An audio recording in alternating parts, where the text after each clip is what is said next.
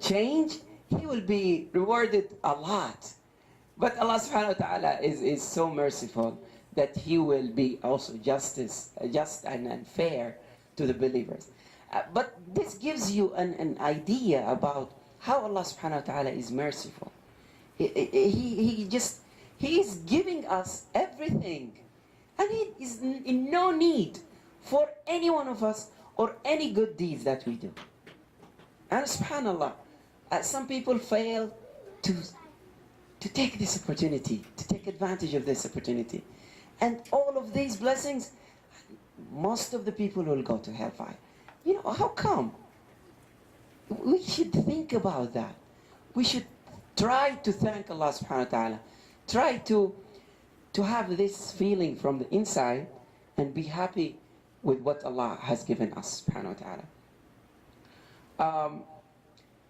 Allah subhanahu wa ta'ala also mentioned that the believers will be happy, that the good happiness during the victory, when Allah's victory is given to the believers. وَيَوْمَئِذٍ يَفْرَحُ الْمُؤْمِنُونَ بِنَصْرِ اللَّهِ in Surah Ar-Rum. Allah subhanahu wa ta'ala, when gives us victory, we become happy. And this happiness should not take us away from Allah subhanahu wa ta'ala, should guide us towards Allah subhanahu wa ta'ala. Some people enjoy too much, and during this enjoyment they commit sins, they transgress, they go astray. You are happy because of a blessing of Allah. You're trying to thank Allah, and instead you disobey Allah subhanahu wa ta'ala. This is very sad, very, very wrong towards Allah subhanahu wa ta'ala. And if one of us, the servant of Allah, thinks about that, just thinking about it will guide that person towards Allah subhanahu wa ta'ala. And I just want to mention something about the tears of joy. The tears of joy. Happiness, as I said, is not only internal, it is external. One of the signs of happiness is the tears. It's amazing. They try to study that in the physiology, in the scientific, in the body structure and behavior, and they could not explain certain things.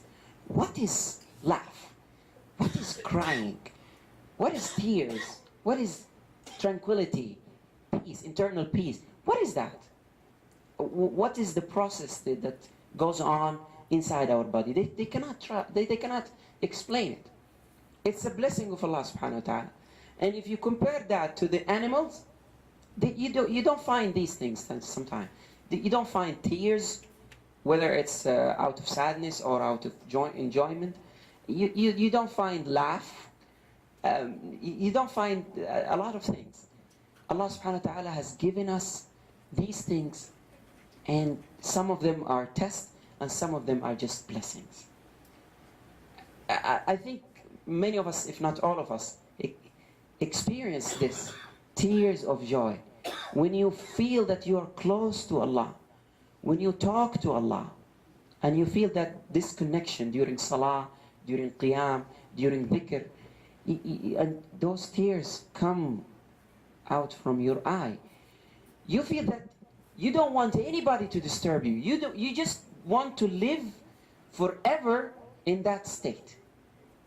This will, unfortunately, will not last. But try to go where you experience this. And Allah subhanahu wa ta'ala and Rasulullah sallallahu alaihi wasallam taught us how to get close to Allah. The closest position to Allah while you are prostrating, while you are in sujood. When you remember Allah, when you mention Allah subhanahu wa ta'ala's name by yourself, alone, and those tears come from your eye, you are given this blessing of being one of 7 categories that Allah subhanahu wa ta'ala will shade during the day of judgment. During the day where no shades except the shade of Allah. The day when the sun comes close to the people about 1 mile, or about the eyeliner applicator, that length, that distance. And everybody will be in sweat. Some people will be completely sinking in their sweats, drowning. And those 7 categories will be in a special position, a special place, in the shade of the throne, in the shade of Allah subhanahu wa ta'ala. One of them is one remembered Allah, fadat ayna, has those tears, out of fear, but also out of joy, out of hope, for the mercy of Allah. This state, try hard to get to that state, and you will enjoy your life. You will not be sad. You will, for sure, you will not regret that stage that you took and the things that you did to reach that stage. It's not easy sometimes, but we are asked to try and try and try, and if you try hard, if you try sincerely, Allah subhanahu wa ta'ala will give you this happiness. You will reach it. There are so many states of happiness that Allah subhanahu wa ta'ala blamed and disliked and mentioned in the Quran. In summary, they are all about happiness with sins, happiness with the materialistic life away from Allah, forgetting who is giving this, and forgetting what will happen in the hereafter, forgetting what will be the reward for what we do in this life. As we mentioned, some of the people were so much happy with the money, with their power, the positions, with the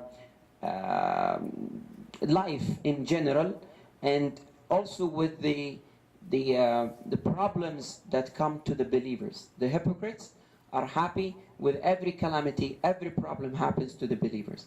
They are happy, and Allah subhanahu wa ta'ala mentioned them in Quran, explaining their situation and blaming them. I want to emphasize that the things that we ask Allah subhanahu wa ta'ala for from this life, we are not blamed to, we are not asked to not to enjoy, not to be happy, not to express our feelings, but we should not forget who is giving us this, why we are given this, what should we do with those blessings and those moments and those things that Allah subhanahu wa ta'ala has given us.